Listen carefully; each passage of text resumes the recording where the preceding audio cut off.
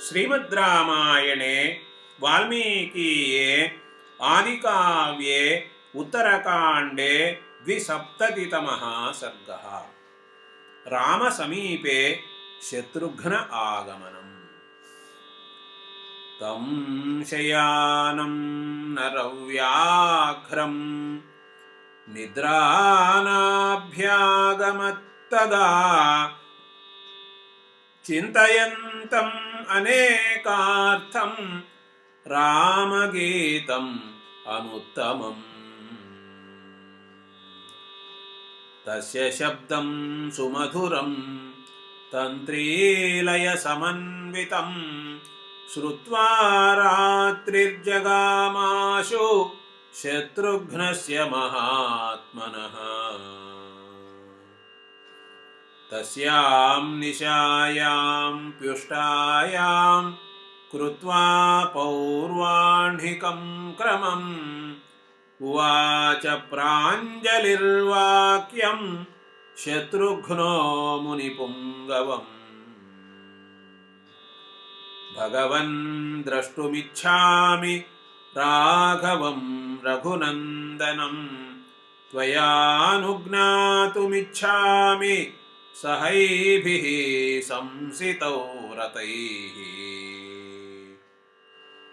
इत्येवं वादिनं तं तु शत्रुघ्नं शत्रुतापनं वाल्मीकिः सम्परिष्वज्य विससर्ज च राघवम्। सोऽभिवाद्य मुनिश्रेष्ठं रथम् आरुह्य सुप्रभम् अयोध्याम् अगमत् तूर्णं राघवोत्सुकदर्शनः। सप्रविष्टः पुरीं रम्यां श्रीमान् इक्ष्वाकुनन्दनः प्रविवेश महाबाहुः यत्र रामो महाद्युतिः।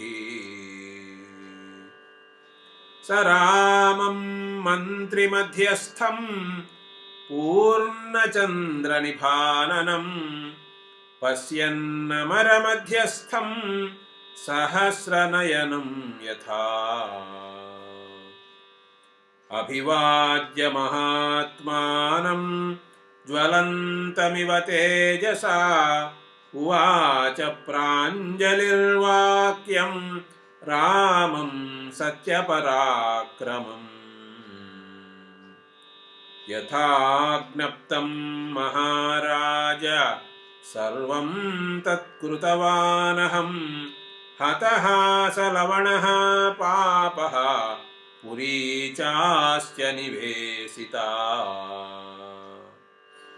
द्वादशैते गता वर्षाः त्वां विना रघुनन्दन नोत्सहेयम् अहं वस्तुं त्वया विरहितो नृपा। समे प्रसादं काकुत्स्था कुरुष्वामितविक्रम मातृहीनो यथा वत्सः न चिरं प्रवसाम्यहम्। एवं ब्रुवाणं शत्रुघ्नं परिष्वज्येदमब्रवीत् मा विषादं कृताः शूरा नैतत् क्षत्रियचेष्टितम्। नावसीदन्ति राजानः विप्रवासेषु राघव प्रजानः परिपाल्या हि क्षत्रधर्मेण राघव। काले काले तु मां वीरा ययोध्याम् अवलोकितुम् आगच्छ त्वं नरश्रेष्ठ गन्तासि च पुरं तव। ममापि त्वं सुदयितः प्राणैरपि न संशयः अवश्यं करणीयं च राज्यस्य परिपालनम्।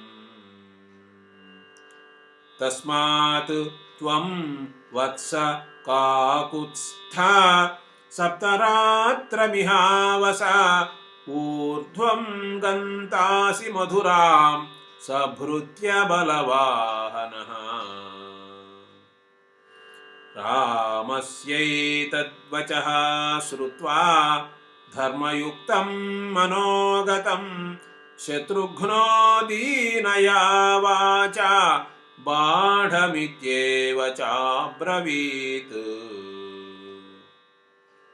सप्तरात्रञ्च काकुत्स्थः राघवस्य यथाज्ञया उष्य तत्र महेश्वासः गमनायोपचक्रमे।